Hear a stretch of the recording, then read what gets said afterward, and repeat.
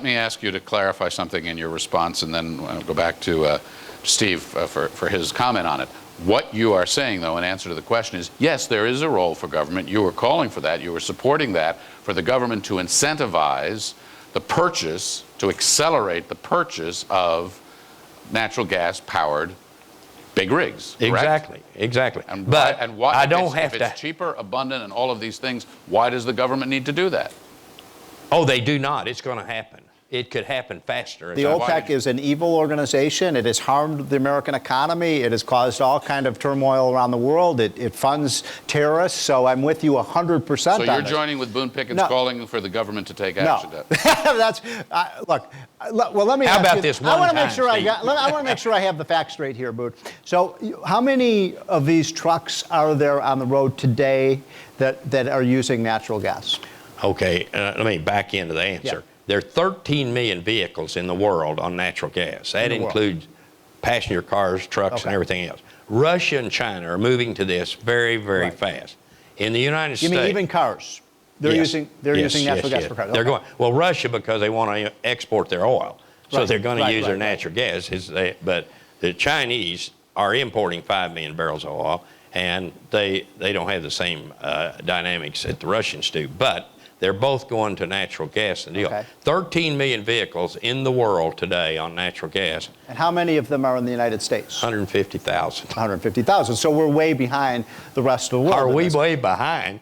Here we are, we have more natural gas than any other country in the world.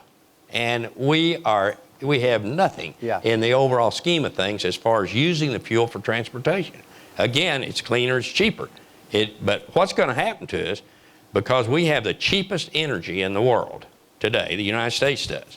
It's 75% cheaper than natural gas in Asia and Europe. Right. Okay. Right. But I will say this. I want to say something very important about the role this man played in already breaking the back of OPEC, because this is important. You know, if you go back 6 years ago, and you can correct me if I'm wrong, 6 years ago, Russia, which has a lot of natural gas, wanted to form an OPEC type of cartel with the Arab countries on natural gas, the way they had created this cartel that controls the world price of oil. And right at the time that they were in these negotiations trying to put together a natural gas cartel, it was people like Boone Pickens and people like Harold Hamm of Oklahoma that broke this huge new technology of fracking and horizontal drilling, which made almost overnight this great country of the United States of America the #1 producer of natural gas at the lowest price. And it was people like you that broke the back of OPEC when it came to natural gas. So this guy deserves a great ovation for what he did for America. But you know, Steve, let me make a point there. The cartel is there. There's no question. The cartel is OPEC. And somebody said, well, they can produce their oil for $5 a barrel. Forget it.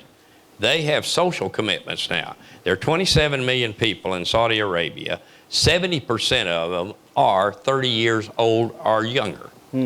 They are being paid off by the government. The government is Sunni, and the Shiites are 80% Sunnis, 20%. So just with money, they're keeping control of that country. How long it happens, I do not know. But I can tell you, they have to have $100 a barrel for their oil. And they've told us that.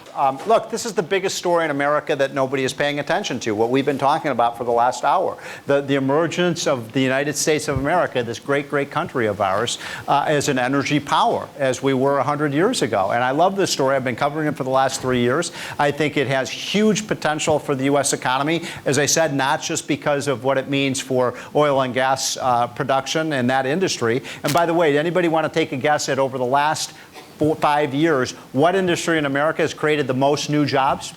Oil and gas. We have an opportunity that's unbelievable. Few people understand it. I would leave you with this, and I don't need 3 minutes, that get acquainted with oil and gas. Get acquainted with the industry. Get acquainted with what it means to our country. All right. So thanks to all of you. Thanks to the Young Americans Foundation, and thanks to Boone and to Steve Moore. Thank you both.